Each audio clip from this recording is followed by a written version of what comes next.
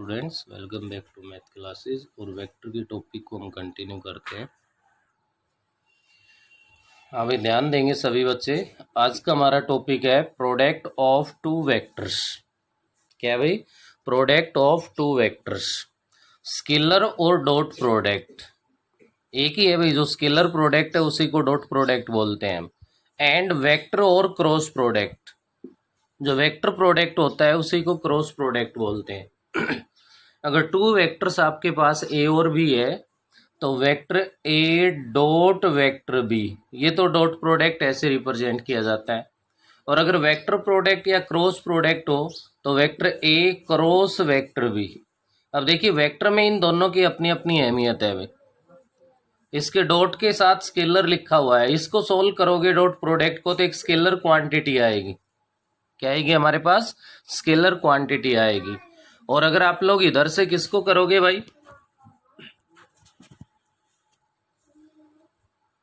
ए cross B को करोगे तो यहां से आपके पास वेक्टर ही फाइंड होगा। क्रॉस प्रोडक्ट में वेक्टर फाइंड होगा और डॉट प्रोडक्ट अगर करोगे तो वहां से स्केलर क्वांटिटी आएगी। तो आज का अपना जो टॉपिक है, आज का अपना जो मेन फोकस है वो है स्केलर और डॉट प्रोडक्ट पे भाई। किस पे है? स्केलर और dot product of two vectors. अब ए और बी है, वो टू वेक्टर्स है, थीटा है उनके बीच में बना हुआ एंगल होगा। तो vector A dot vector B is equals to magnitude of vector a into magnitude of vector b into cos theta.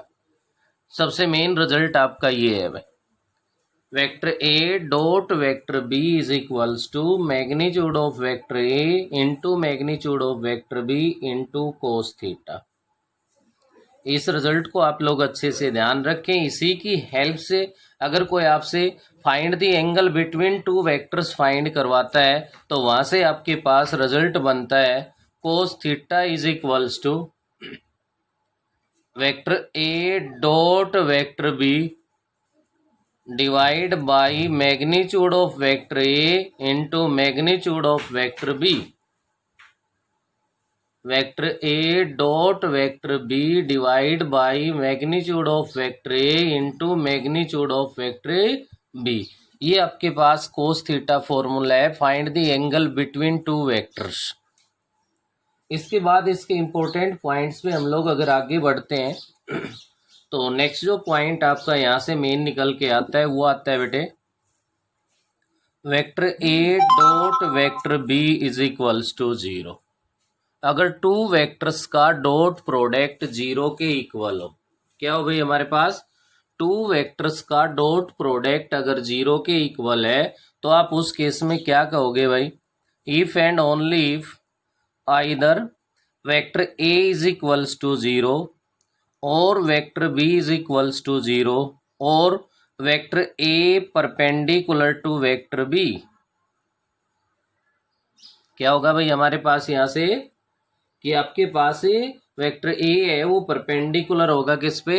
Vector B पे।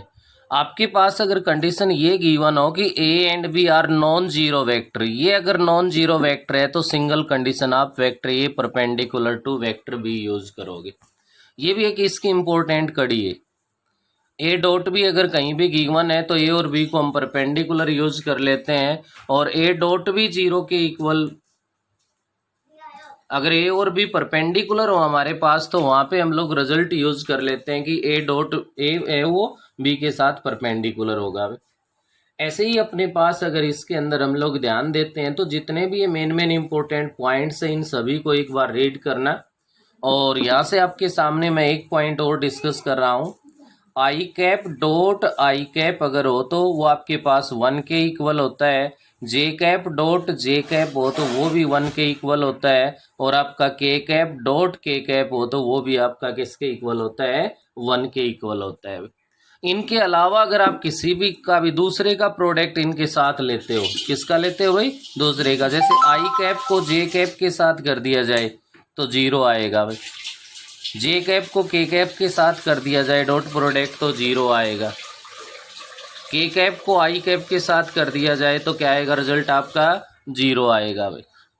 अगर ये सेम है आपके पास, आई कैप को आई कैप से, जे कैप को जे कैप से, के कैप को के कैप से मल्टीप्लाई करोगे तो आपके पास जो रिजल्ट है वो 1 के इक्वल आएगा। नेक्स्ट अपने पास 1 और 2 क्वेश्चंस के अंदर यूज होने वाला फॉर्मूला है वो आपके पास है बेटे यहाँ पे, projection of vector b on vector A is equals to vector A dot vector B divide by magnitude of vector a. Projection of vector b on vector a, इसी का ही सेकंड बनता है projection of vector a on vector b. Projection of vector a on vector b अगर हो तो a dot b divide by magnitude of b. ध्यान रखना दोनों में ए डॉट बी तो आएगा ही आएगा, डिवाइड में मैग्नीट्यूड लास्ट वाले का आएगा। बी ऑन ए कह रहा है तो आपके पास क्या जाएगा, ए का मैग्नीट्यूड, ए ऑन बी कह रहा है तो बी का मैग्नीट्यूड है वो डिवाइड में आ जाएगा। उसके बाद कुछ प्रॉपर्टीज है, a dot b is equals to b dot a, इनको आप लोग अच्छे से पढ़ लेंगे। और इसके बाद अगर मैं आगे बढ़ता हूं तो यहाँ से अपना जो मेन रिजल्ट स्टार्ट होता है, वेक्टर ए को लिख दिया जाए अगर A1 आई कैप प्लस A2 जे कैप प्लस A3 के कैप से, और वेक्टर बी को लिख दिया जाए किससे भाई, यहाँ पे B1 I cap plus B2 J cap plus B3 K cap से।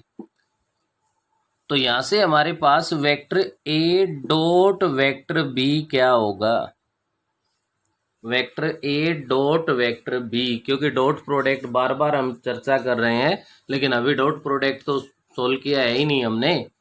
तो क्या करोगे यहां से आप लोग, इसके अंदर आई कैप के जो स्केलर्स है वो मल्टीप्लाई हो जाएंगे भाई, A1 B1 as a rule plus का साइन आएगा भाई, जे कैप के स्केलर्स मल्टीप्लाई हो जाएंगे A2 B2 प्लस का साइन आएगा as a rule, K cap के स्केलर्स मल्टीप्लाई हो जाएंगे A3 B3।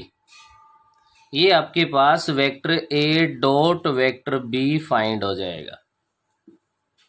कैसे किया है, आई कैप के स्केलर्स को मल्टीप्लाई किया है, जे कैप के स्केलर्स को मल्टीप्लाई किया है, के कैप के स्केलर्स को मल्टीप्लाई किया है, तो इसको बोलते हैं हम लोग डॉट प्रोडक्ट। उसके बाद आपके पास नेक्स्ट रिजल्ट दोबारा से रिपीट कर रखा है, angle between two vectors. Angle between vector हमने लिखा था vector A dot vector B divide by magnitude of A into magnitude of b. Same यही रिजल्ट है, ये कार्टेशियन फॉर्म में है, A1 B1 plus A2 B2 plus A3 B3। Numerator में तो ए डॉट बी की जगह ये है, डिनोमिनेटर में उनका मैग्नीट्यूड है तो root of A1 square plus में A2 square plus A3 square आ जाएगा, बी का मैग्नीट्यूड हो जाएगा under root B1 square plus B2 square plus में B3 स्क्वायर है। उसके बाद रिमार्क के अंदर 2 इंपॉर्टेंट रिजल्ट है भाई, रिमार्क में 2 इंपॉर्टेंट रिजल्ट है। फर्स्ट रिजल्ट आपका ये कहता है vector a parallel to vector b, then क्या होगा, A1 upon B1 is equals to A2 upon B2 is equals to A3 upon B3।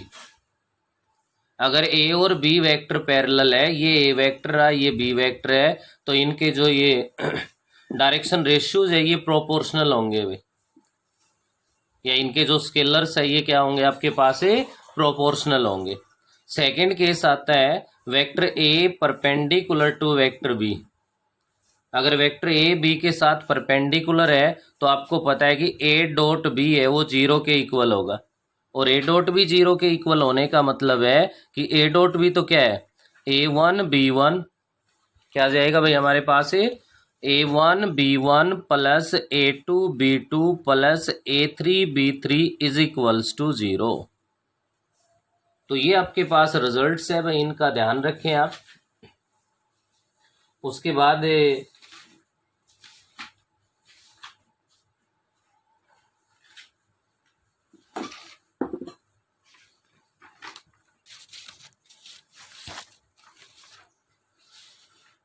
देखिए इसमें और एक नेक्स्ट जो पॉइंट मैं आपको बताने जा रहा हूं, किसी भी एक वेक्टर को दूसरे वेक्टर उसी वेक्टर के साथ अगर आप डॉट प्रोडक्ट करते हो, क्या करते हो बेटा, डॉट प्रोडक्ट करते हो, तो ऐसा नहीं आएगा आपके पास कि वेक्टर ए का स्क्वायर है, नहीं, वेक्टर ए के मैग्नीट्यूड का स्क्वायर हो जाता है। आप अगर वेक्टर बी को वेक्टर बी से डॉट प्रोडक्ट कर रहे हो तो वेक्टर बी के मैग्नीट्यूड का स्क्वायर हो जाएगा। अगर आप सी वेक्टर को सी से मल्टीप्लाई करोगे तो सी डॉट सी, ये नहीं है आप वेक्टर सी का स्क्वायर लिख दोगे, गलत है भाई। यहाँ पे हमारे पास जो बनेगा वो क्या बनेगा, इसके अंदर है जब भी किसी वेक्टर को उस वेक्टर से मल्टीप्लाई करोगे तो उसके मैग्नीट्यूड का स्क्वायर बनेगा। डॉट प्रोडक्ट भाई स्केलर क्वांटिटी देती है, ना कि वेक्टर क्वांटिटी। तो अब मैं एक्सरसाइज 12.5 है वो स्टार्ट करवा रहा हूँ। फर्स्ट क्वेश्चन अपने पास गिवन है भाई, vector A is equals to 3i cap minus J cap plus 2k cap. Vector B है वो गिवन है हमारे पास, i cap minus 3j cap, i cap minus 3k cap है भाई, जे कैप की टर्म नहीं है। तो आप लोग ऐसे लिख सकते हो I cap plus 0j cap minus 3k cap. Next आपका वेक्टर सी है यहाँ पे, वो गिवन है I cap plus 2j cap plus 0k cap. K cap की टर्म नहीं है तो उसका स्केलर है वो आप क्या ले लो, यहाँ पे 0 लेके यूज करके लिख सकते हो। अब देखिए इसी का फर्स्ट पार्ट है, vector A dot vector B, A और बी का डॉट प्रोडक्ट है वो फाइंड करवा रहा है। तो अभी आपको रूल समझाया था कि आई कैप के स्केलर्स प्लस जे कैप के स्केलर्स प्लस के कैप के स्केलर्स को मल्टीप्लाई कर दो।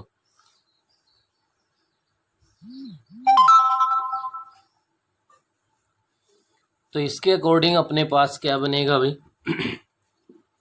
आई कैप के स्केलर्स देखिए यहाँ पे 3 है, यहाँ पे 1 है, 3 इंटू में 1 आ गया, प्लस जे कैप की बात करूँ तो इसमें जे कैप का -1 है, इसमें 0 है, तो एक में 0 आ गया तो 0 बनेगा भाई, प्लस के कैप की अगर मैं बात करता हूँ तो यहाँ पे 2 है, यहाँ -3 है, तो 2 इंटू -3 विथ साइन लेना है भाई। एज ए रूल इनके बीच प्लस का साइन लगा देंगे, लेकिन विथ साइन हमें यहाँ यूज करना है। क्या बना यहाँ से 3 इंटू 1 3 हो गया, 2 इंटू में -3 है वो माइनस का 6 हो गया, इज इक्वल्स टू माइनस का 3 है। यहाँ से आपको बता दूं कि डॉट प्रोडक्ट है वो पॉजिटिव भी हो सकता है, वो नेगेटिव भी हो सकता है, और वो 0 के इक्वल भी हो सकता है। ये फर्स्ट पार्ट हो गया। बिल्कुल सेम आपका सेकंड पार्ट है, अब की बार बी डॉट सी कर देना आपको। थर्ड पार्ट में ए का मैग्नीट्यूड फाइंड करवा रहा है, ए का मैग्नीट्यूड बताना है। तो क्या बनता है भाई, रूट ऑफ आई कैप का जो कोफिशिएंट है उसका स्क्वायर 9 + 1 + 4, क्या बन गया, √14 आ गया। नेक्स्ट पार्ट पे अगर आगे बढ़ता हूं तो पार्ट नंबर आपका 4 ये कह रहा है A plus B dot C find करवा रहा है। तो पहले तो ए प्लस बी फाइंड कर दो भाई, ए प्लस बी फाइंड करोगे तो ए और बी को ऐड करना है, आई कैप की टर्म आई कैप में ऐड होंगे तो 3i कैप प्लस में आई कैप क्या बन गया 4i कैप, माइनस जे cap plus 0j cap, minus का जे कैप ही रह गया, 2k कैप प्लस का है, 3k कैप माइनस का है तो माइनस का k कैप। ये तो a प्लस बी आ गया। वेक्टर सी आपके पास रहा I cap plus 2j cap plus 0k cap. अब इनका डॉट प्रोडक्ट करना, वही रूल है, वेक्टर तो वही 2 ही बने हमारे पास भाई। ए प्लस बी आ गया तो क्या फर्क पड़ता है, डॉट सी तो ए प्लस बी तो एक सिंगल वेक्टर ही तो फाइंड कर चुके हैं, कर दो डॉट प्रोडक्ट। 4 इंटू 1 4 बन गया, -1 इंटू 2 माइनस का 2 बन गया, -1 इंटू 0 0 आ गया, 4 माइनस में 2 2 के इक्वल आ गया। ऐसे ही इसका लास्ट पार्ट है A plus twice of vector B dot B. तो पहले A plus twice of vector B find कर दो, उसका बी वेक्टर के साथ डॉट प्रोडक्ट फाइंड कर दो। बिल्कुल सेम आपका सेकंड क्वेश्चन है, ए और बी वेक्टर गिवन है, पहले आप लोग a + 3b फाइंड कर दो, डॉट में 2a - b फाइंड कर दो, और ये आने के बाद इनका डॉट प्रोडक्ट कर दो, क्योंकि इनको सोल्व करोगे तो आपके पास 2 रिजल्ट आएंगे।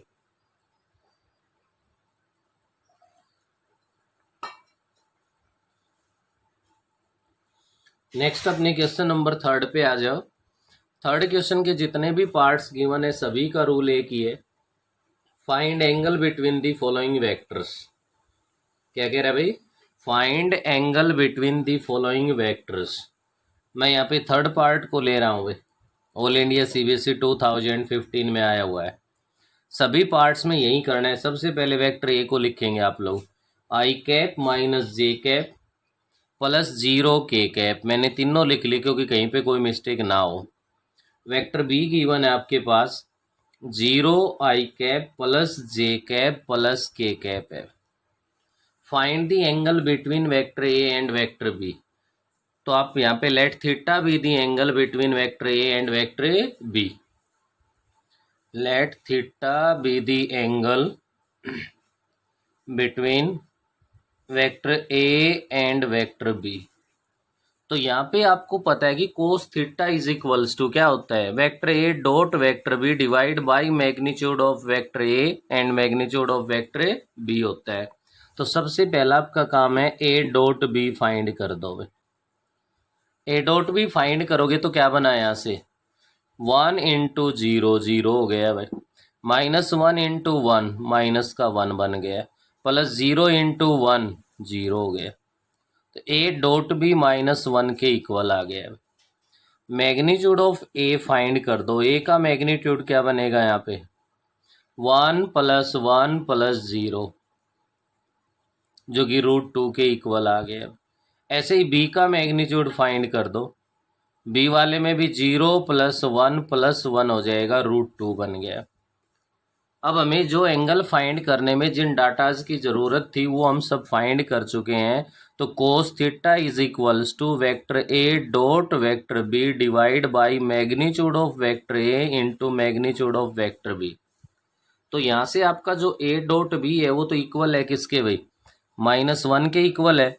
अपॉन में हमारे पास क्या है, ए का मैग्नीट्यूड √2 है, बी का मैग्नीट्यूड है वो आपके पास √2 है। इनको यहाँ से मल्टीप्लाई कर देंगे। √2 को अगर √2 से मल्टीप्लाई कर दिया जाए तो अपने पास क्या बना भाई, यहाँ से 2 हो गया। तो ये बन गया किसके इक्वल भाई, cos theta is equals to -1/2 आ गया। Cos theta is equals to minus cos 60 degree बन गया। और इसको एज ए सेकेंड क्वाड्रेंट हम लोग कोस 180 - 60 लिख सकते हैं।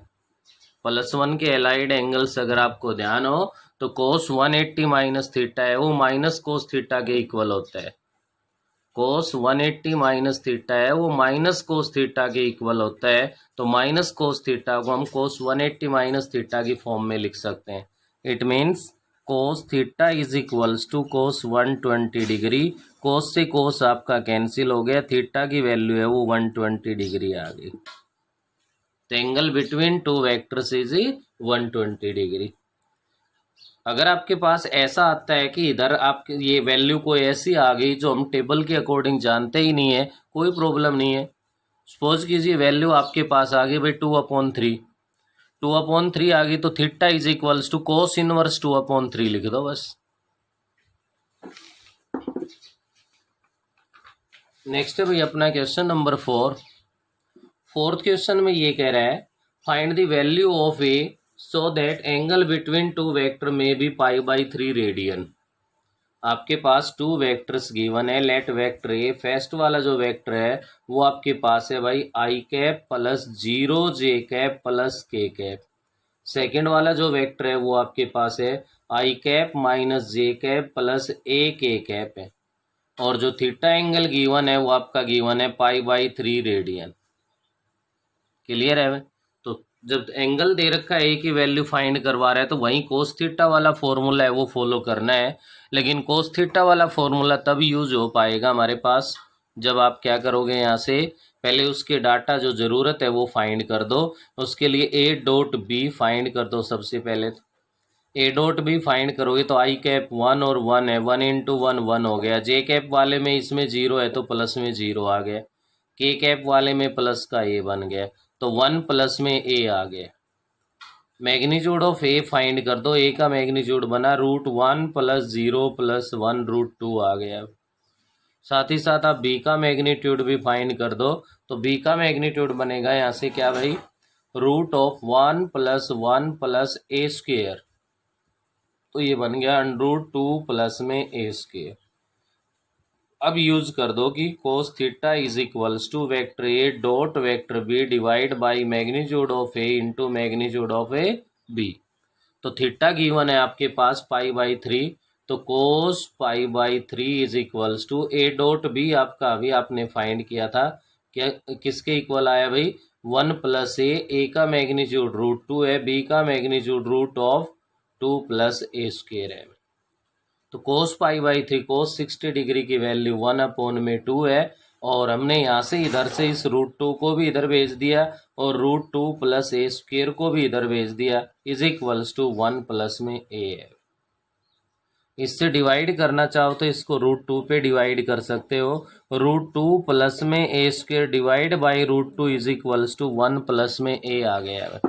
हमें तो a की वैल्यू फाइंड करनी है, तो स्क्वेयरिंग ऑन बोथ साइड कर दो, 2 + a² 2 is equals to 1 + a बन गया। 2 को इधर मल्टीप्लाई कर दो तो 2 + a² is equals to 2 plus में 2a आ गया, 2 से 2 डिवाइड हो गया, a² is equals to 2a आ गया हमारे पास।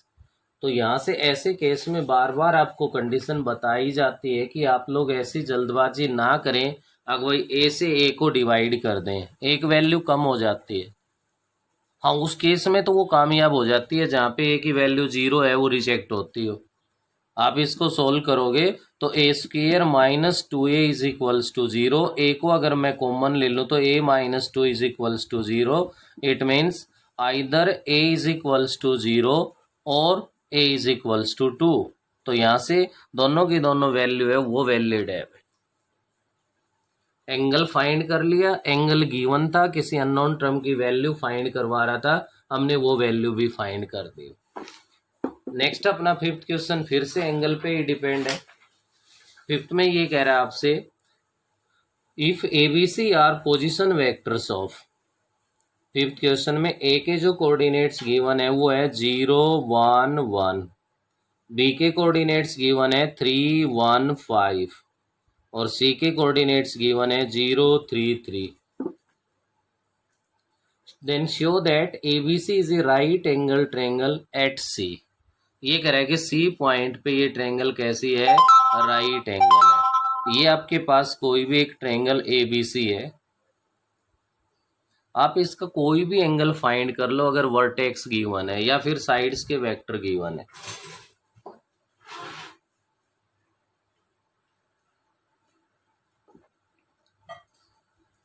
आपको अगर यहाँ पे C एंगल फाइंड करना है, क्या फाइंड करना है भाई, C, तो cos C is equals to क्या ले लो आप, CA dot CB divide by magnitude of CA into magnitude of CB, ये लेना है बस।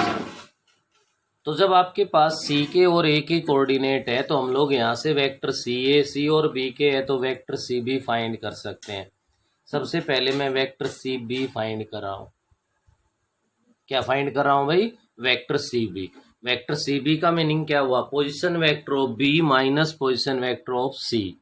आप पोजीशन वेक्टर से कर लो चाहे कोऑर्डिनेट से कर लो, तो आपके पास बन गया position vector of B minus position vector of C। B का पोजीशन वेक्टर बना 3i cap plus j cap plus 5k cap minus position vector of C 0i cap minus का 3j कैप माइनस का 3k cap, क्योंकि minus से multiply होना था भाई। क्या बना यहाँ से 3i cap minus 0i cap, 3i cap हो गया, माइनस का 2j कैप बन गया और प्लस का 2k कैप आ गया। CB आने के बाद नेक्स्ट हमें यहाँ पे CA फाइंड करना है। तो CA का मतलब है position vector of A minus position vector of C। तो यहाँ से आपके पास बनेगा भाई, इसके अंदर पोजीशन वेक्टर ऑफ A है वो आपके पास क्या बनेगा 0i cap plus j cap plus k cap minus position vector of C बनेगा 0i cap minus 3j cap minus 3k cap, 0i cap ही रह गया, माइनस का 2j कैप और माइनस का 2k कैप बन गया। ये आने के बाद आपको पता है कि सी बी डॉट सी ए चाहिए हमें। सी बी आपके पास है 3i cap minus 2j cap plus का 2k कैप है। डॉट में आपको लिखना है यहाँ पे 0i cap minus 2j cap minus 2k cap. कर दो डॉट प्रोडक्ट। आई कैप में 3 है, 0 है, 0 हो गया भाई। माइनस का 2 है, माइनस का 2 है, प्लस का 4 बन गया। प्लस का 2 है, माइनस का 2 है, क्या बन गया यहाँ से? माइनस का 4 बन गया। किसके इक्वल आ गया? 0 के इक्वल आ गया। और आपने सीखा था कि अगर ए डॉट बी 0 के इक्वल है तो ए परपेंडिकुलर टू बी होता है भाई। ए डॉट बी 0 है तो आपका ए है वो बी के साथ क्या होता है? परपेंडिकुलर। तो जब यहाँ सी बी डॉट सी ए आपका किसके इक्वल आ गया? 0 के इक्वल आ गया, तो आपको एंगल भी फाइंड करने की जरूरत नहीं है। C B dot C A is equals to 0। तो देन क्या कहलाएगा आपके पास? C B perpendicular to C A. अब सी बी और सी ए परपेंडिकुलर है तो इनमें कॉमन पॉइंट क्या हुआ? सी हुआ ना। सी कॉमन हुआ तो इसका मतलब है कि एंगल सी है वो आपके पास क्या होगा? राइट एंगल होगा। देखिए ये तो राइट एंगल के लिए प्रोसेस था कि डॉट प्रोडक्ट 0 आते ही हम लोग बता सकते हैं, हमें कोस थीटा के लिए काम करने की जरूरत नहीं है। और करोगे तो भी क्या बनेगा? Cos theta is equals to 0 बनेगा भाई। और cos theta is equals to, अगर यहां से हमारे पास 0 बना तो उस केस में क्या हो गया? कोस थीटा 0 के इक्वल आ गया तो भी theta is equals to 90 degree तो बनेगा। नेक्स्ट आगे बढ़ते हैं, क्वेश्चन नंबर 6 है अपना। 6th में ये कह रहा है find the value of lambda so that vector A and vector B are perpendicular. इसका चाहे फर्स्ट पार्ट ले लो या सेकंड पार्ट ले लो, दोनों में सेम है। ए और बी है वो परपेंडिकुलर वेक्टर है तो क्लियर है a dot b is equals to 0 होगा। लैम्डा की वैल्यू फाइंड करवा रहा है।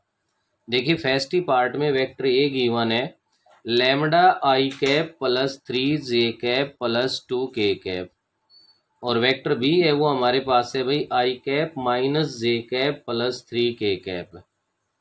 क्लियर है? क्वेश्चन में गिवन है according to question vector A and vector B are perpendicular, तो आप लिख सकते हो then vector A dot vector B is equals to 0। और ए डॉट भी 0 के इक्वल है तो कर दो मल्टीप्लाई। इसका कोफिशिएंट लैम्डा है, इसका 1 है तो 1 इंटू लैम्डा, लैम्डा बन गया। प्लस में 3 इंटू माइनस में 1, माइनस का 3 हो गया। 2 इंटू में 3 हमारे पास कितना बन गया? 6 बन गया is equals to 0। Lambda plus 3 is equal क्या आ गया भाई? यहाँ से लैम्डा प्लस 3 है वो आपका किसके इक्वल आ गया? 0 के इक्वल। तो लैम्डा इज इक्वल्स टू क्या आ गया हमारे पास? माइनस का 3 आ गया। तो ये आपके पास है भाई। ऐसे ही इसका आप सेकंड जो पार्ट है उसको सोल्व कर सकते हो, और उसको सोल्व करोगे तो इसमें ध्यान रखना कि आपके पास यहाँ पे जो लैम्डा स्क्वायर है वो नेगेटिव आएगा भाई।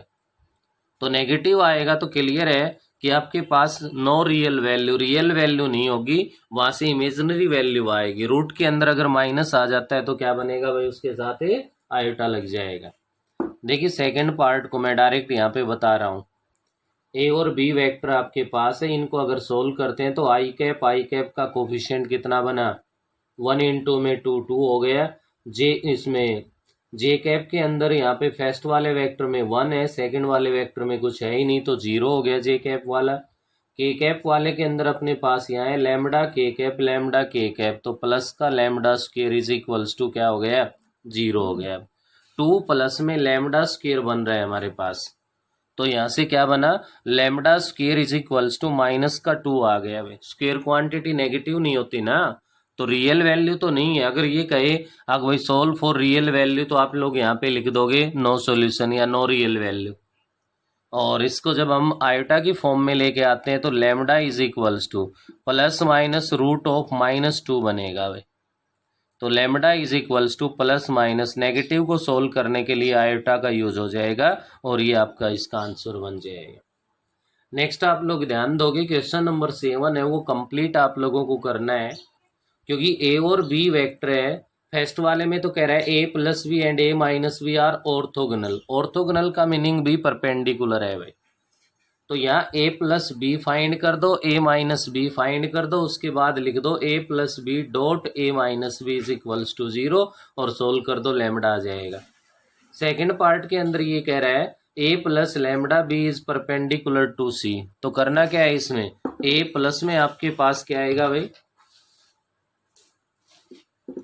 a प्लस में लैम्डा वेक्टर b फाइंड कर दो और आपके पास वेक्टर c गिवन है ही, तो परपेंडिकुलर है तो a प्लस लैम्डा b जितना आएगा वो और dot c is equals to 0 के इक्वल रख दो और इसको सोल्व कर दोगे तो वहां से लैम्डा की वैल्यू आ जाएगी। नेक्स्ट इसका थर्ड पार्ट है a प्लस बी और a minus B are perpendicular, तो एक बार a प्लस बी फाइंड कर दो, फिर a माइनस बी, उनका डॉट प्रोडक्ट कर दो, सोल्व हो जाएगा। क्वेश्चन नंबर 8 पे ध्यान दीजिए, a और b टू वेक्टर्स गिवन है। फर्स्ट को a से अज्यूम कर दिया मैंने, ये गिवन है भाई अपने पास 2i cap plus 3j cap minus k cap.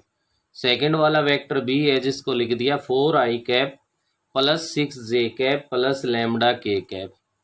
First part में गिवन है भाई parallel, vector a parallel to vector b, तो देन क्या रिजल्ट था ध्यान हो तो, a1 upon b1 is equals to a2 upon b2 is equals to a3 upon में b3 है बस।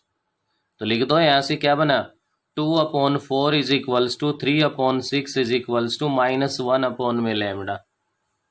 तो ये हो गया 1/2 1/2, तो क्या बना यहाँ से 1/2 is equals to -1 upon lambda. तो क्रॉस मल्टीप्लीकेशन कर दो, लैम्डा इज इक्वल्स टू -2 आ गया। फर्स्ट पार्ट कंप्लीट हो गया भाई। सेकंड पार्ट बिल्कुल सेम है आपका, सेकंड में परपेंडिकुलर कह रहा है तो सेकंड पार्ट में आपको a dot b is equals to 0 के इक्वल रख के सोल्व करना है, वहां से आपके पास लैम्डा की जो वैल्यू है वो फाइंड हो जाएगी। तो ये था आपका क्वेश्चन नंबर 8। क्वेश्चन नंबर 9 है, इसको भी आप लोग कंप्लीट कर सकते हो। 9 में आपको ध्यान हो तो प्रोजेक्शन a ऑन b का फॉर्मूला आपको बताया था। जैसे ही मैं यहाँ पे लिख दूं लेट वेक्टर a फर्स्ट वाले को i कैप माइनस में j कैप है, vector b is equals to i cap plus j cap है। k कैप की टर्म लिखना चाहो तो लिख सकते हो +0 k cap plus 0 k cap. ये कह रहा है projection of vector, projection of vector a on vector b, क्या फॉर्मूला था, vector a dot b divide by magnitude of b। बोलिए इससे आसान और क्या होगा भाई, a डॉट बी डायरेक्ट लिख रहा हूँ, क्या बना यहाँ से 1 इंटू 1 1 हो गया, -1 इंटू 1 माइनस का 1 हो गया, प्लस में 0 है, डिवाइड बाई b का मैग्नीट्यूड √2 बन गया। किसके इक्वल आ गया भाई हमारे पास यहाँ पे a डॉट बी है वो आपका 0 के इक्वल आ गया। किसके इक्वल आ गया, 0 के इक्वल आ गया। जब a डॉट बी यहाँ पे 0 आ गया तो ये 0 हो गया भाई। बिल्कुल सेम सेकंड पार्ट करना है आपको यहाँ पे, और थर्ड पार्ट में a ऑन b जो प्रोजेक्शन है वो गिवन है 4 यूनिट के, लैम्डा की वैल्यू फाइंड करवा रहा है आपको, तो यही फॉर्मूला अप्लाई करना है, सोल्व करोगे तो वहां से लैम्डा की वैल्यू आ जाएगी। तो भाई इसमें फिलहाल के लिए हम लोग क्वेश्चन नंबर 9 तक ही करेंगे और इससे आगे नेक्स्ट जो वीडियो होगा उसमें करेंगे।